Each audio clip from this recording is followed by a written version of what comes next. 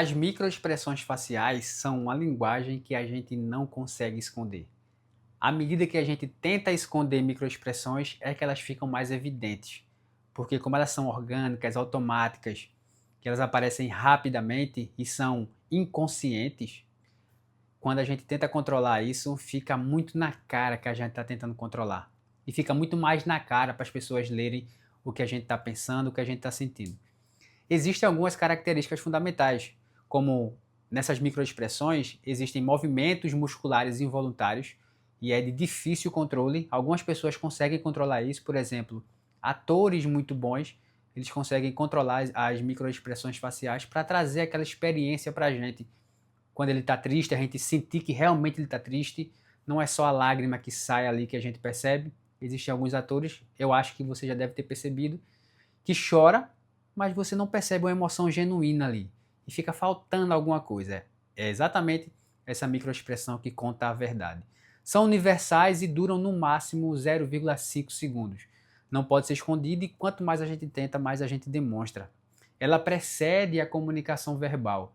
Existe uma técnica para a gente entender e decifrar, ou decodificar, ou detectar mentiras. Esse termo não pode ser usado assim, mas só a nível de conhecimento. Se a pessoa diz que está feliz e a microexpressão dela antecede ela falar isso, existe uma chance muito grande de ser verdade. Se ela diz que está triste e a microexpressão dela antecede a vocalização, existe uma chance muito grande de ser verdade. Ou quando antecede ou quando é na mesma hora. Falei que estou triste, minha microexpressão de tristeza apareceu. No entanto, a gente consegue detectar uma mentira ou pelo menos uma conduta dissimulativa, uma conduta dissimulada. A gente vai juntando isso para entender se é mentira ou não que a pessoa está falando. Ela mostra a expressão facial de um sentimento, de uma emoção, depois de ter falado. Eu estou muito triste. E depois fiquei com expressão de triste. Ou eu estou muito feliz. E depois que a minha expressão facial ela é depois da minha vocalização. Então existe, isso é uma conduta dissimulada. Quer dizer que possivelmente o que a pessoa está falando não é verdade. E isso também é observado em alguns animais. A gente é muito famoso o olhar do gato de Shrek.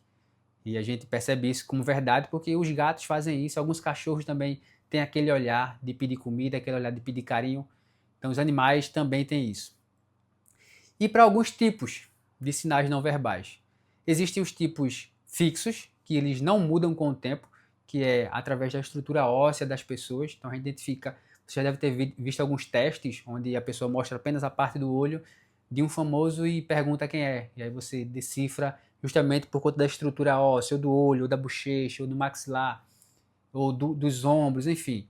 A estrutura óssea que é uma estrutura que leva muito tempo a ser construída e dificilmente, se não houver alguma ruptura na vida, ela vai permanecer desse jeito.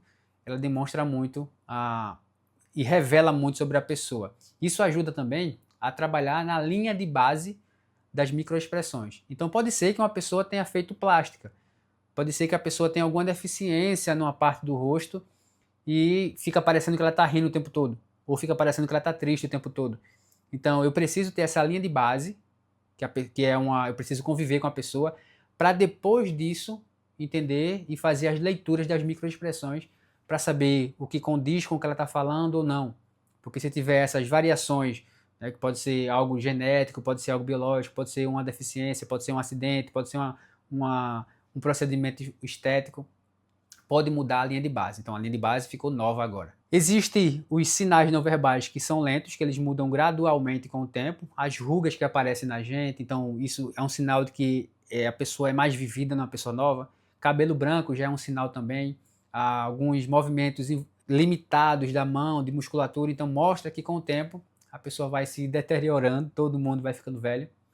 E acaba que isso traz uma expressão para as pessoas também. E acontece que é uma nova linha de base que a pessoa tem. Para caso a gente precise fazer uma leitura da microexpressão da pessoa, tem que levar em consideração isso também. Os rápidos, que são as próprias microexpressões que acontecem involuntariamente no nosso rosto, e os artificiais.